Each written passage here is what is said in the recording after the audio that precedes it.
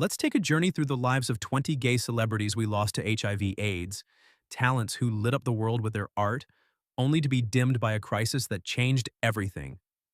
First up, Rock Hudson, Hollywood's golden boy. Known for films like Giant and Pillow Talk, he was the epitome of 1950s masculinity. He was the first major star to publicly die of AIDS in 1985. A heartthrob with a hidden truth, Hudson lived a closeted life until his final days. He left behind a shocked public, no spouse, no kids, just a tragic reminder of Hollywood's silence. Then there's Freddie Mercury, the electrifying frontman of Queen. His voice shook stadiums, yet he privately battled AIDS until his death in 1991. Just a day after revealing his illness to the world, he was gone.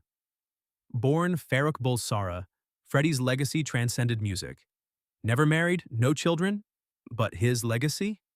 Eternal, celebrated in the biopic Bohemian Rhapsody. Anthony Perkins, known as Norman Bates from Psycho, kept his diagnosis secret. He died in 1992 from AIDS-related pneumonia, leaving behind a wife, photographer Barry Berenson, and two sons. His career spanned decades, but his private life was lived under the radar. A complicated man in a judgmental era. Rudolf Nureyev, the Russian ballet legend, brought power and grace to the stage. Famed for his dynamic performances and rebellious defection from the Soviet Union, he died in 1993 from AIDS-related complications. Fiercely private, never married, no children. Just the legacy of a revolutionary dancer who redefined ballet. Keith Haring painted activism through neon colors. A prodigy of New York's underground art scene, his bold art tackled injustice head-on. He died in 1990, only 31 years old. Openly gay, never married.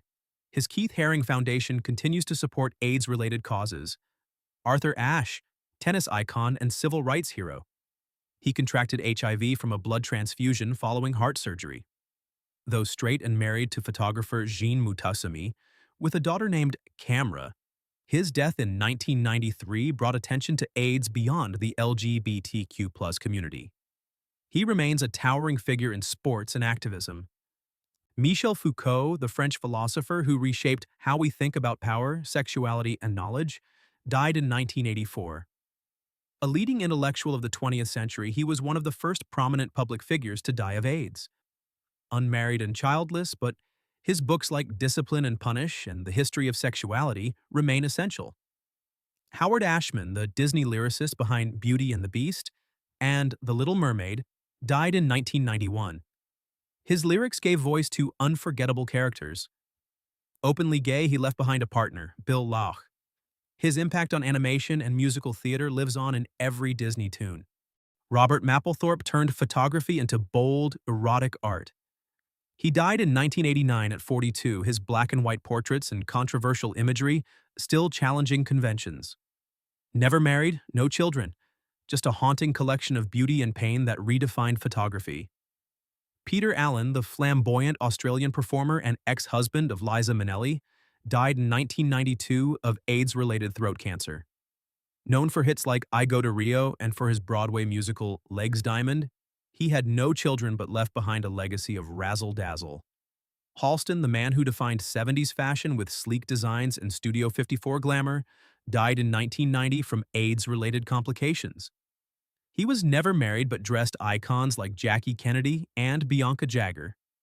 His name still echoes in fashion today. Klaus Nomi was otherworldly. His operatic voice and alien image left a mark on New York's avant-garde scene. He died in 1983, one of AIDS' first known victims in the arts, a performance artist ahead of his time, never married, no children. Brad Davis, star of Midnight Express, died in 1991. HIV positive and suffering, he chose assisted suicide. He was married to Susan Bluestein and left behind a son, Alexander, a powerful actor whose life ended in silence. Denholm Elliott, the British character actor beloved for roles in Indiana Jones and Trading Places, died in 1992 of AIDS-related tuberculosis. Married to Susan Robinson with two children, his charm and versatility made him a staple in British and American cinema. Willie Smith was a fashion genius, pioneering streetwear with Willie Wear. He died in 1987 at just 39, likely contracting HIV during a hospital visit in Africa. Never married, no kids, just a revolutionary vision that blended high fashion and street style. Frankie Knuckles, the godfather of house music, died in 2014 from complications worsened by HIV. He was never married, but his beat still moved dance floors around the world.